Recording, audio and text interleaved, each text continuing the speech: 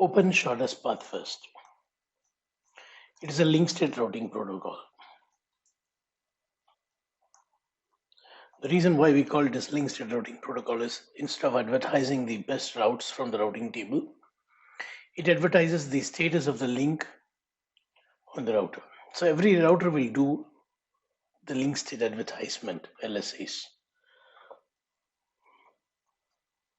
This LSA helps the other router to know about the network which is in this router and vice versa.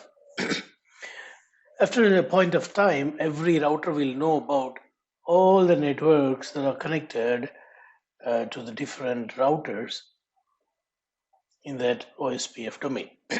So, because it is link state advertisement that makes the routing protocol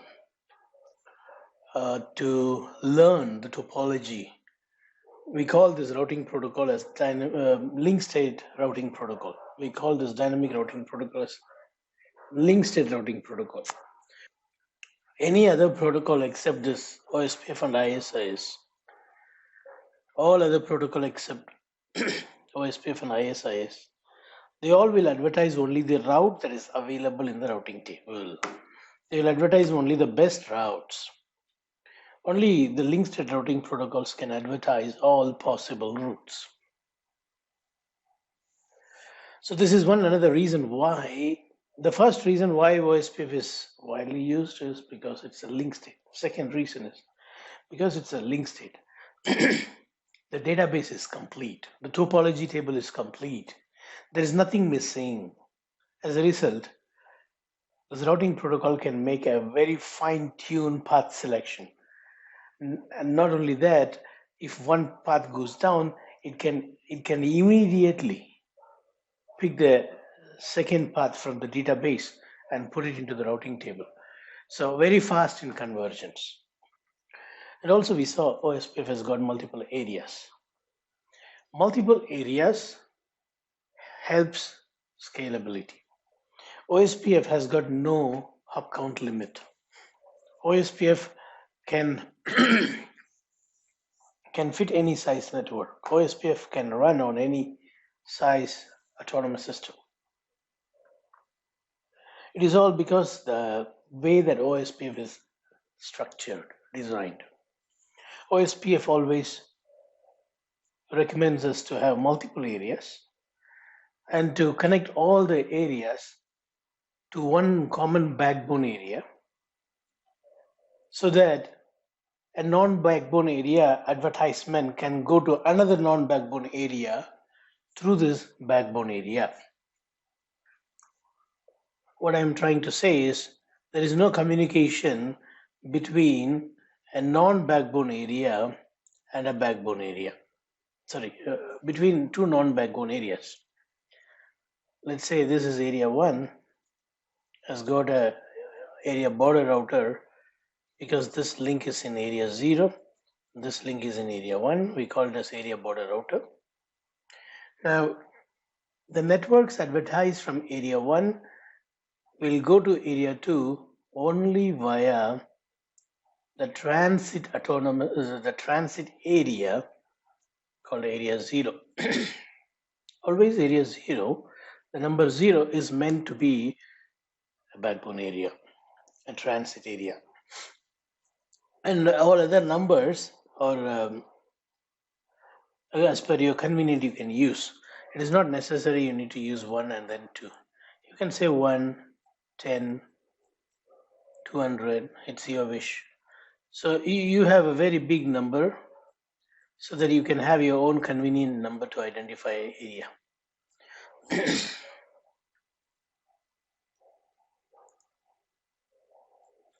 Area 10, area 200, area 1, but the connection is only via area 0. Two non-backbone area can communicate only via area 0. Two non-backbone areas can be reached. See, if you want to reach a network in area 200 from area 1, what is needed? The route. So the route advertised from area 200 can only go via area 0 to area 1. Even if I have a direct connection, it won't go. No OSPF updates can go. Why?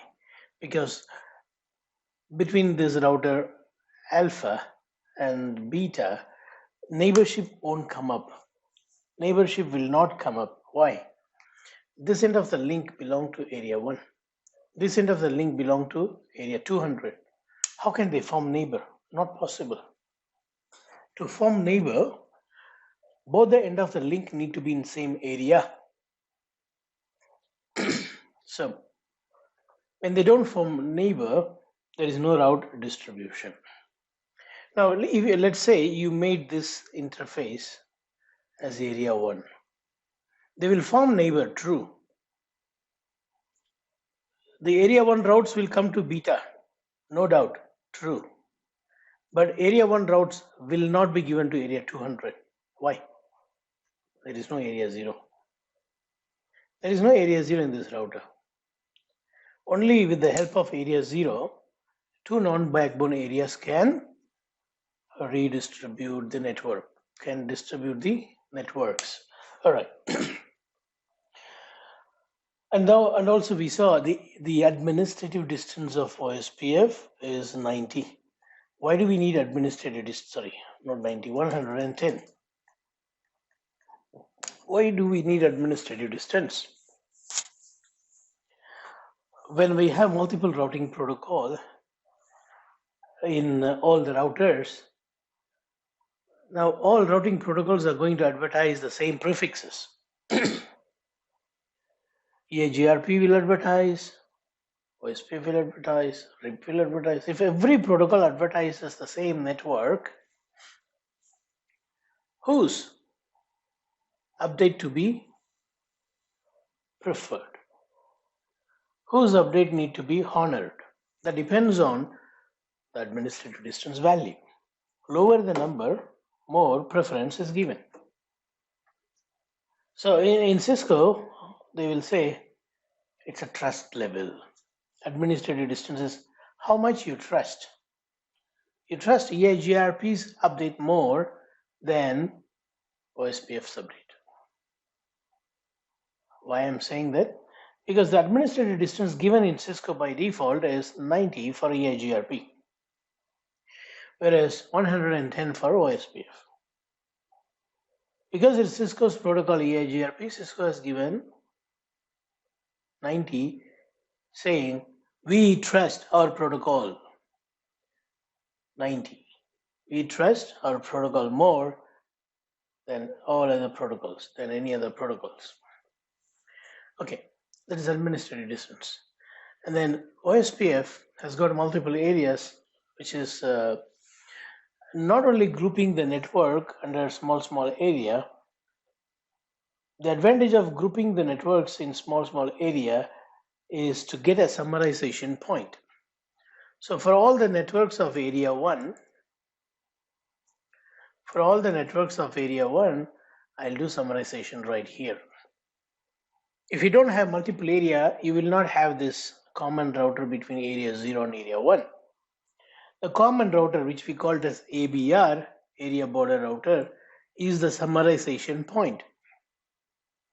You may have 100 networks, subnets, but when you advertise, you will advertise only one network, summarized route. So because you got a summarization point ABR, you will reduce, you will be able to improve the efficiency of OSPF protocol by summarizing. Summarizing reduces the amount of bandwidth that we are going to advertise. Summarization is going to reduce the bandwidth consumed by these updates. Summarization is also going to reduce the size of the receiver's routing table. The receiver don't receive your 100 route, instead he receives only one single route to reach all those 100 routes. So summarization is good. You got the summarization, it is because of area. No area, then there is no ABR. No ABR, then where you will summarize? No clarity on it. If you take EIGRP, there is no clarity on it. Where to summarize? You can summarize on the interface. You can also summarize globally. What is this? You should have some clarity. You should have some decent approach. In no other protocol you will have that. Maybe in BGP we can say, okay, I will do summarization when I send to eBGP. You see, you got a border there. But for OSPF, for EIGRP, you don't have such borders. You don't have areas. So EIGRP, you don't have a decent summarization. Wherever you want, you can summarize. Come on, there is no restriction. There is no restriction. That is to those statements they say just to convince us. But the truth is,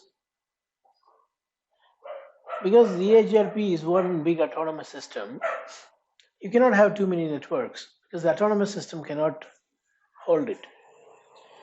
The routers cannot hold that many routes if you keep adding more routes. But in OSPF, you can create multiple areas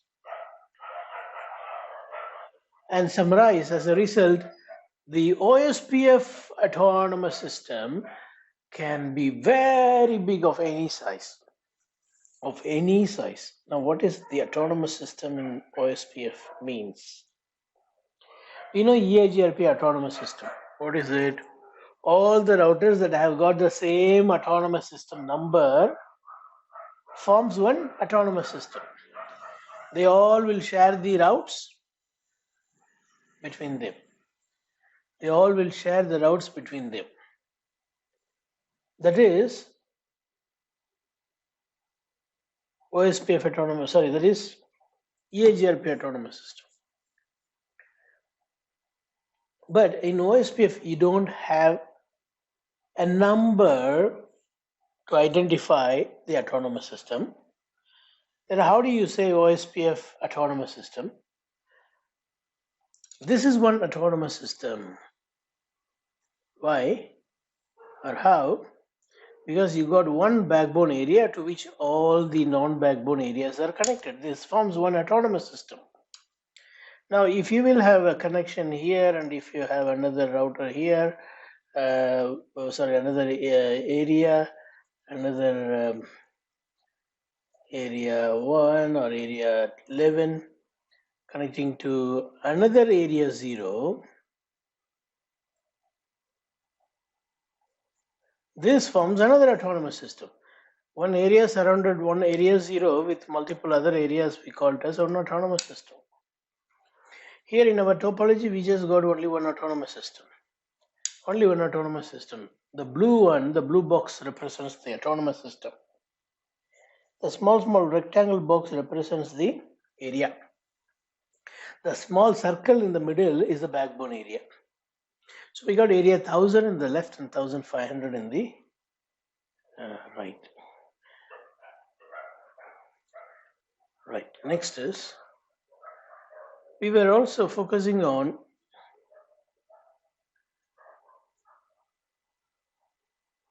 this is ASBR. What is ASBR? Say, for example, if I'll extend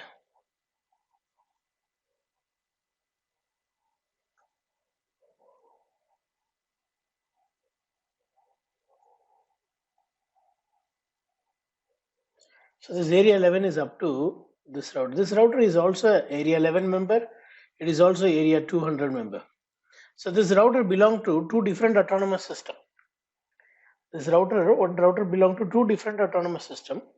So all the routes of ABC company will go to alpha, beta, gamma company. Where? Only up to this level. Further, it won't be given to any router. Why? Because they don't belong to ABC. This router belongs to both ABC and XYZ, alpha, beta, gamma.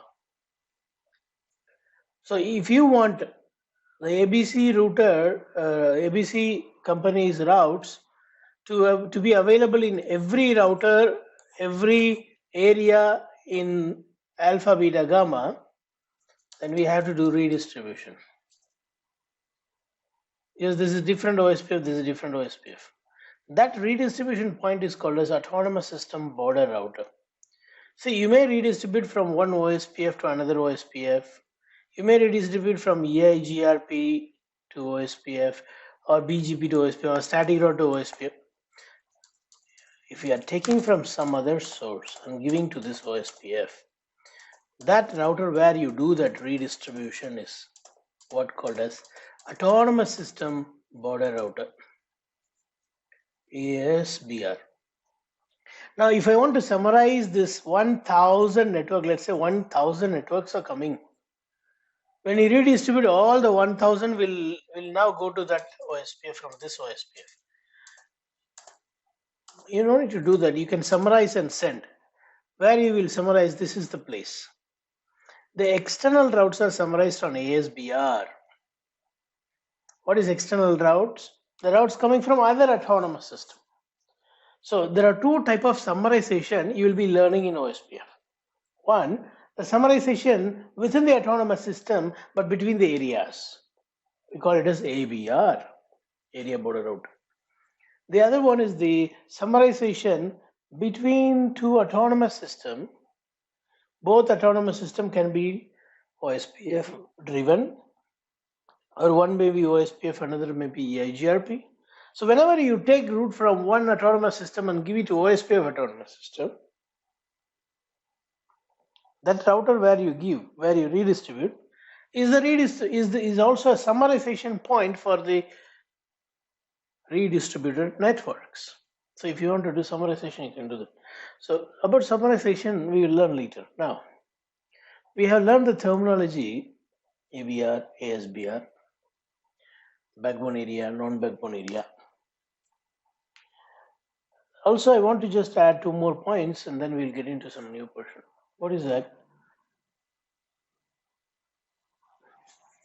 Because we have multiple areas and we do summarization, the detailed LSAs are not sent. What is LSA? Link state advertisement. The detailed LSAs are not sent to next area, to next area. The detailed LSAs are sent only within that area. To other areas, only summary LSA goes. We already saw advantage reduces the size of the bandwidth consumed, reduces the number of updates sent, all those things we already learned. But now what we are learning is, because you do summarization and only the summary route goes to other area, if one subnet goes down in this area, the impact will not be in other areas. The impact won't be there in the other areas.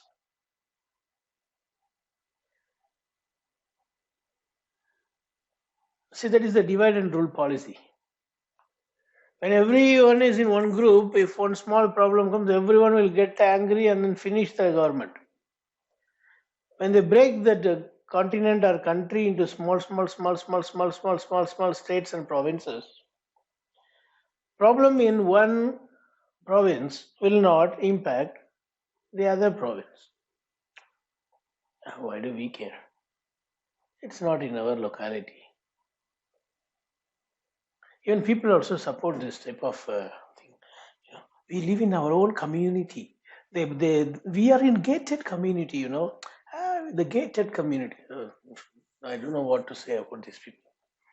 You're already divided. They want to divide themselves and they want to say, no, we are in a gated community. They are inside the jail.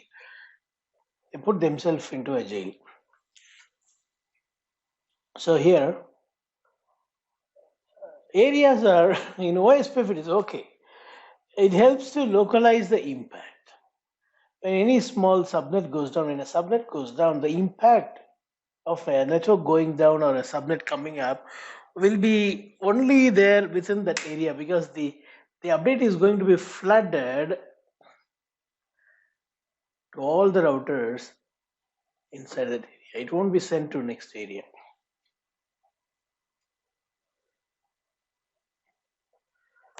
Now, I gave you assignment after teaching all this, and this is what the assignment I gave you. you did this you built the topology and you were able to do the basic OSPF configuration. And the second day, I also did the same thing. I built this topology. I enabled OSPF on all these routers. When I enabled OSPF, I showed two different ways in which you can enable OSPF. So what I'll do is I'll quickly go and remove OSPF on router 5 and show you that just one more time. On router 5, not on 4, I want to do it on 5. On router 5, I'm going to remove no router, no IP routing. This command will remove all the routing protocols in this router. If I have BGP, that will also get removed now. OSPF or any routing protocol you have will be disappearing when you hit enter after this command. If you now go and type do show IP protocol, it says sorry, no protocol. There is no OSPF anymore. IP routing you need to say back so that you can have OSPF or any protocol. Now see, when you remove the routing feature from router by typing no IP routing, then what is the purpose of having routing protocol? So what the operating system does is it simply throws the routing protocol which is configured.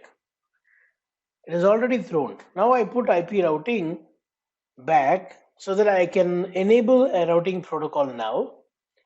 See, so for no routing protocol, it is blank, but the router is ready to support routing protocol now.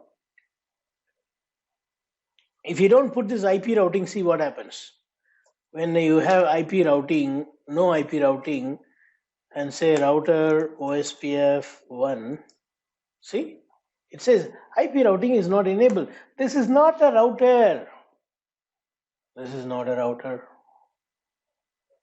No routing is supported in this device. So, without fail, if you put no IP routing, you must put IP routing back. Okay, we have put IP routing back. Now let me say router OSPF 1.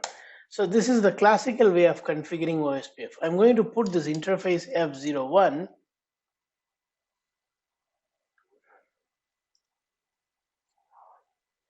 I'm going to put this interface F01 in area 0. How? Network. What is the network on that interface? That is important to know. I should know that network, and it is 10.56. Network 10.56.0.0, 0.0.255.255, and area 0. This is everyone known format. Everyone knows right from CCNA. This is how we enable OSPF. Fine. There is also another method. What I'm going to do is I'm going to do that in the other interfaces. Interface loopback 0. Okay, I'll use a range command. Interface range loopback 0, comma F0/0. I want both this interface. This has got loopback of 5.5.5.5 and also F00. I want these two to be a member of area 1000. So I go inside that interfaces and say IP OSPF 1 area 1000. And now you will see neighbor coming up. So we have configured OSPF in two ways. The first way, you need to know the wildcard mask, what to write, and you need to know the subnet on the interface. The second method, you don't need to even know the subnet on the interfaces. You simply go to the interfaces and say, on this interface, whatsoever is configured, whatever the network may be, that should be the member, or that should be part of OSPF, and it needs to be inside IP area 1000 of OSPF. Now, show IP OSPF interface brief. You can see that though we have configured this and this in different method, the output is going to be same only. And this F01 is in area 0, same process ID. Loopback is in 1000, same process ID 1. Likewise F00. These are all the IP address. All right. Up to this level is what we finished.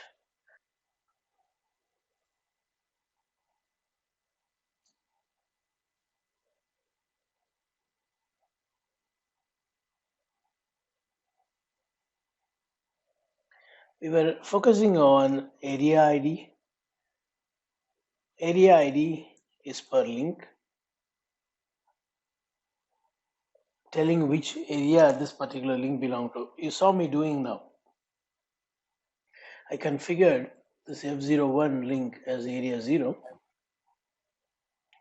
F00 and loopback as area 1000. So area ID is per link. And also we have router ID and process ID. Process ID is to identify the OSPF process. You can have more than one OSPF in a router if you want.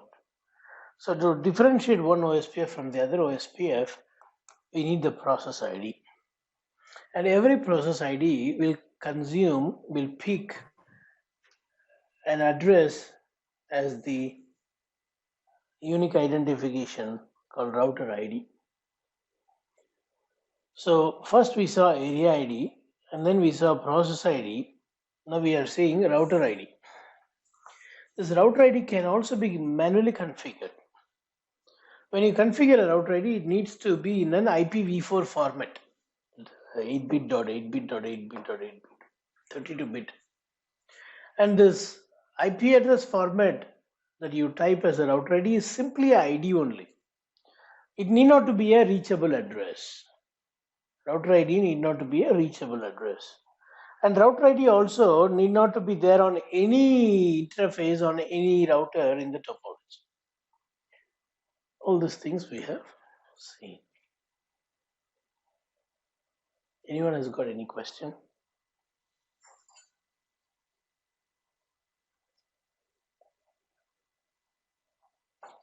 If no, let's move on to the next level. You know, OSPF will not simply send LSAs to everyone. Hello, come on, take my advertisement. Take my advertisement. Take my. No, it won't do that. First of all, it will say hello and establish a neighbor. Only to which it has formed neighborship, it will try to form adjacency. See, I do not want you to confuse with these two terms, neighborship, adjacency. Both are same according to English. But network genius people have given different meaning to it. They say neighborship means I know you, you know me. That's all. Adjacency means I know him. Wow, he's a great man. He was such a brave man. On those days, I have seen him coming in one Enfield bill and whatever. Yeah, one big Hummer. He used to come in a Hummer and he used to threaten everyone. Oh, wow, what a. So, not just as a person he also knows this in and depth of his life. That is what adjacency according to OSPF. So, only after forming neighbor, the adjacency is made. What does it mean? First, it will know simply as a neighbor. After that, it will share the route information, LSAs, link state advertisements, database description, DBD, database description. Where is my pen?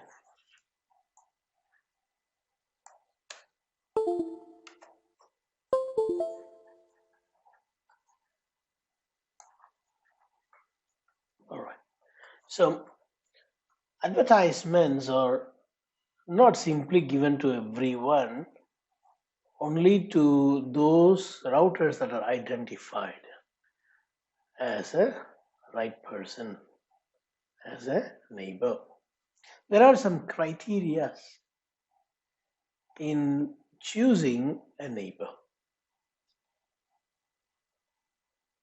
OSPF will not say you are my neighbor to everyone who says hello.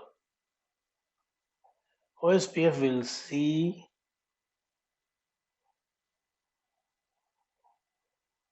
some parameters.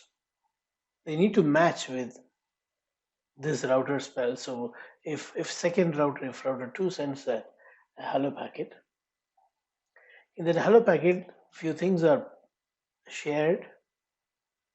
So the receiving router will check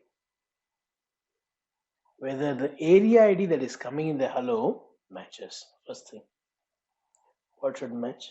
Area ID.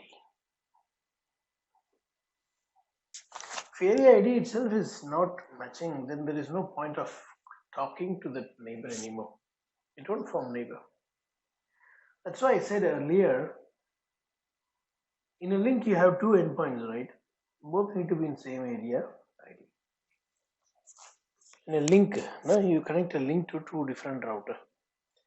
And these two different router this two different router needs to be a member of same area. These two endpoints of the router, of these routers need to be of same area. Only then the area ID will match. When the area ID matches, secondly, what it will check is, it will check whether the timers matches.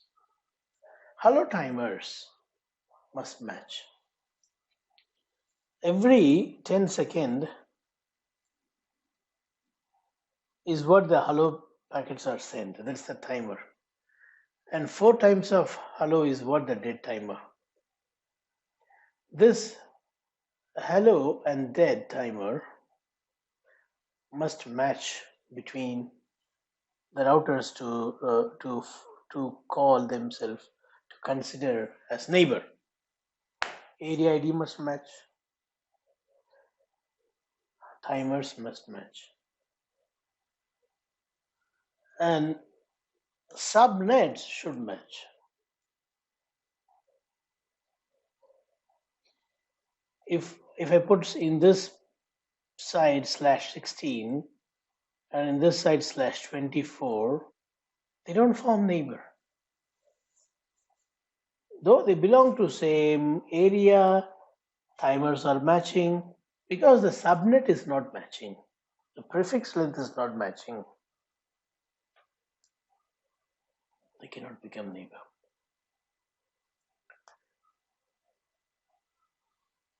Not only that, there are many more things like authentication type should match, and then authentication key should match. And then if stub is configured, the stub type should match. All these things are advertised in the hello packets.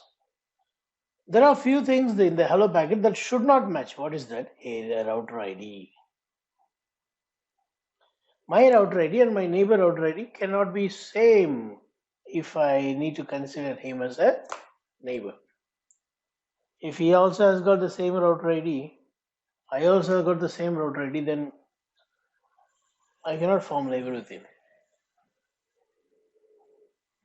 Cannot form neighbor with him.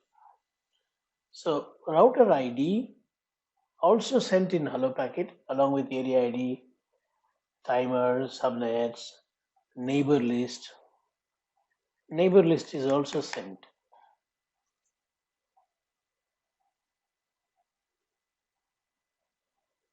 What is that? Let's say I'm a router and you are a router.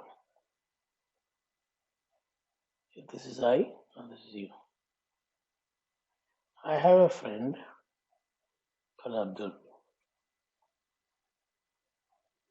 and I have a friend called Raj, and I have a friend called Paul. You have a friend called Victor, and you have a friend called James.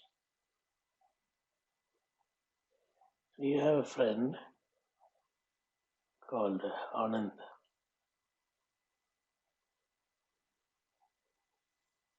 Now, when I send hello, I don't simply say hello, it's me. I don't say it's me.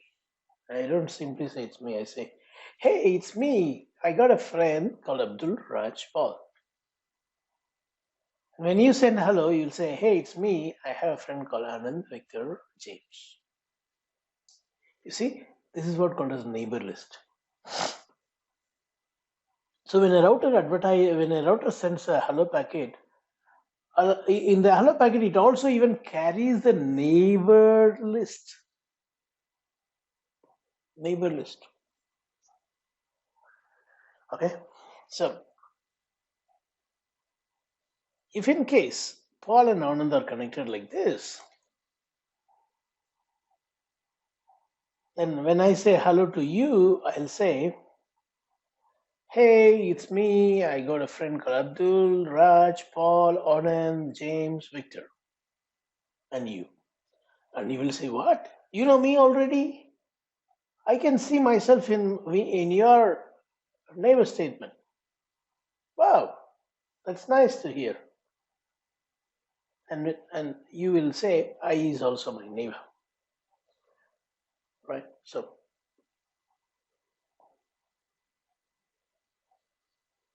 how I knows about you? It learned through Anand. I learned about you through Anand, and now when the first time I says hello to you, you can see himself in the neighbor list. More about these things are coming later. Now to which address this hello packets are sent? This is the address that is prescribed dedicatedly to 24.0.0.5. This is the multicast address to which Ospf is going to send the hello packets. Always, whether it is a point-to-point or a multi-point. 224.0.0.5 will be always in use. In multi-point, additionally, there will be one address for sending updates called 224.0.0.6 that we'll see later. So if you ask me how many multicast addresses are there in OSPF, answer is 2. 224.0.0.5 and 6. And how often the hello packets are sent? 10 seconds. What if I want to change the hello timer? If you're changing the hello timer, you need to change it on the other side also. Right? You have to change it on the other side also. The timer should match because the hello packets carry the timer and it is in the match list.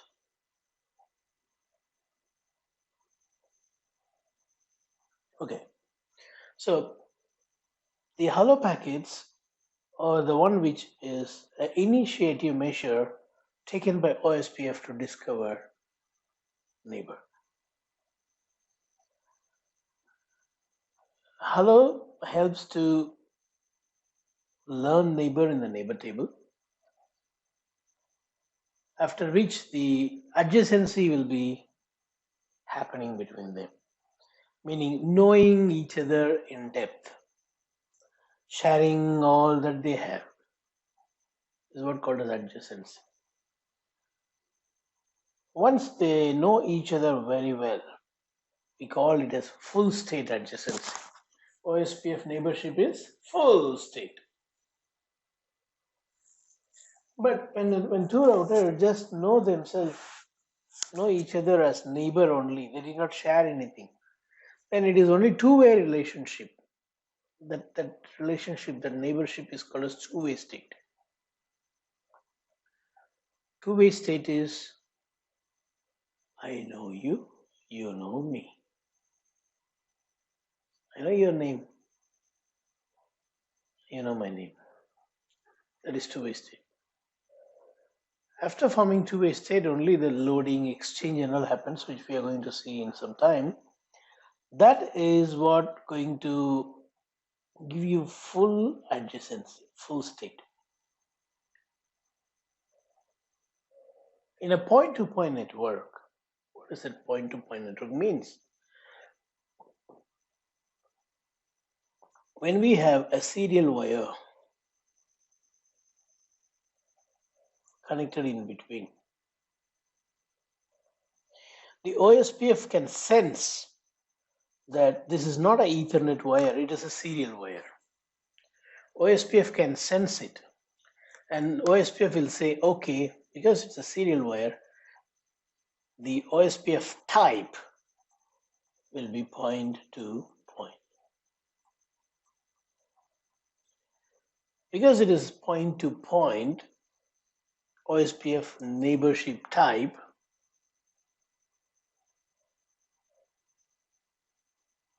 they will always have full adjacency.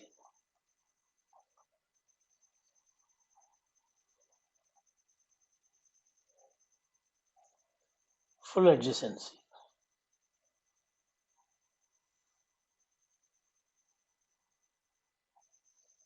Example.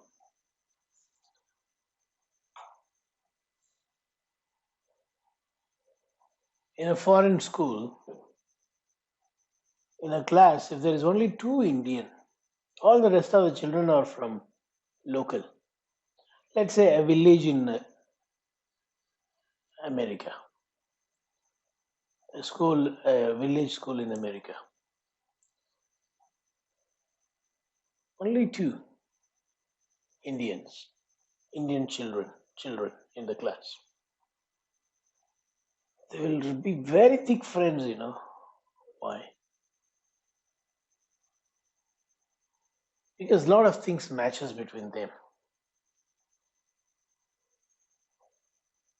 They have full adjacency. They will share everything.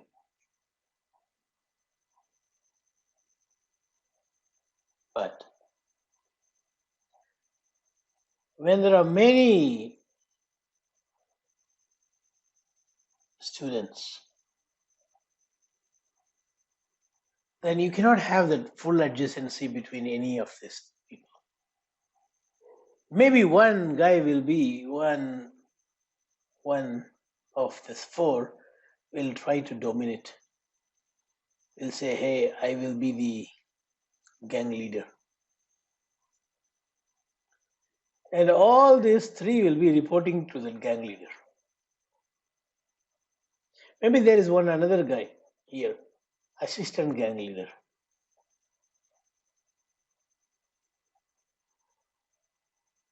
So all will be sharing everything to these two guys. But these two guys, they are like friend of friends only. Friend of this friend. Not full adjacency between this. It's just two way. I know he's my gang guy. He's in my gang. I know. But my thick friend is the gang leader only.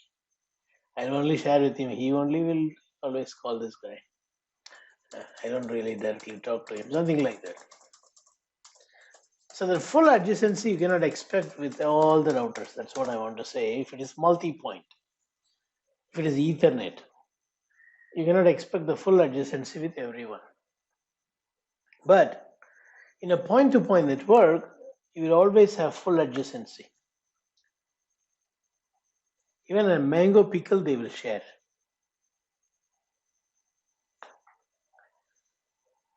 In Ospf also it's the same thing.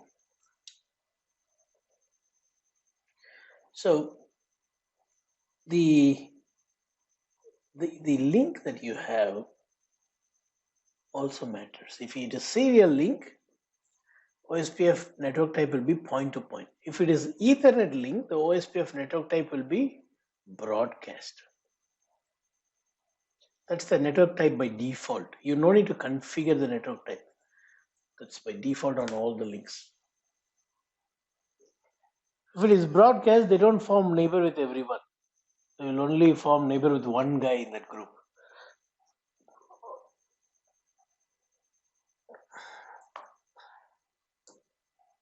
The motor boss. Right. So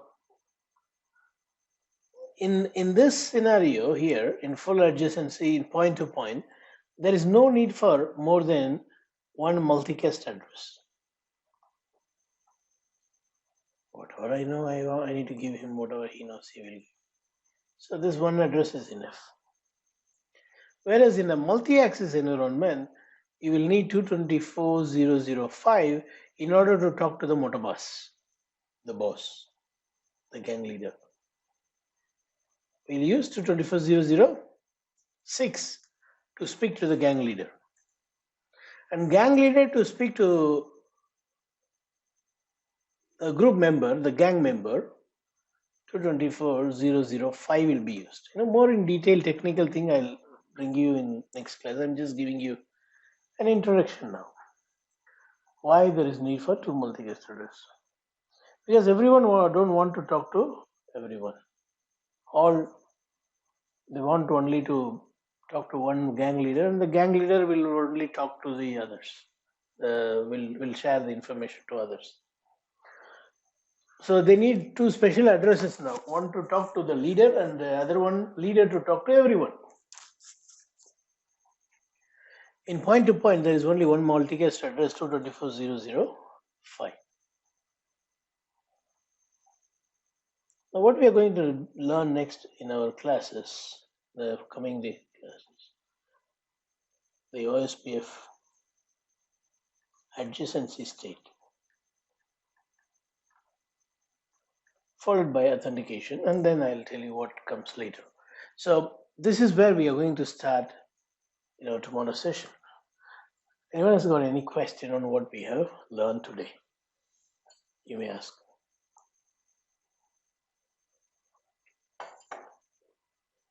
So by default, the network type is if it is Ethernet, broadcast. If it is Ethernet by default, the network type will be broadcast. In Ethernet, the network type will be by default broadcast. In a point-to-point, the default network type will be point-to-point. Sorry, yeah, correct, point-to-point.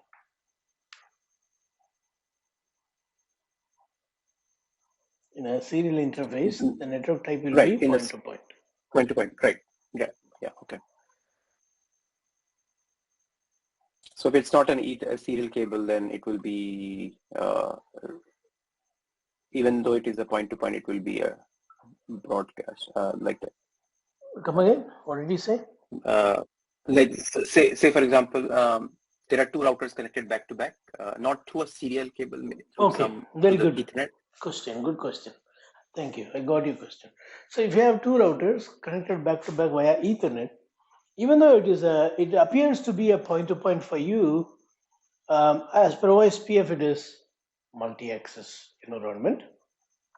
So the network type will not be point-to-point. It will be broadcast.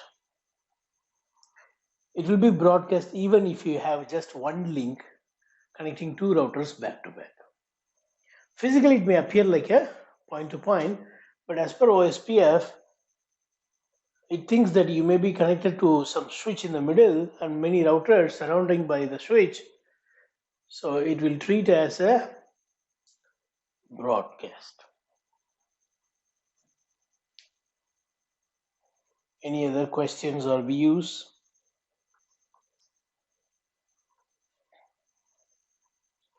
If no question, we'll continue this in our next class.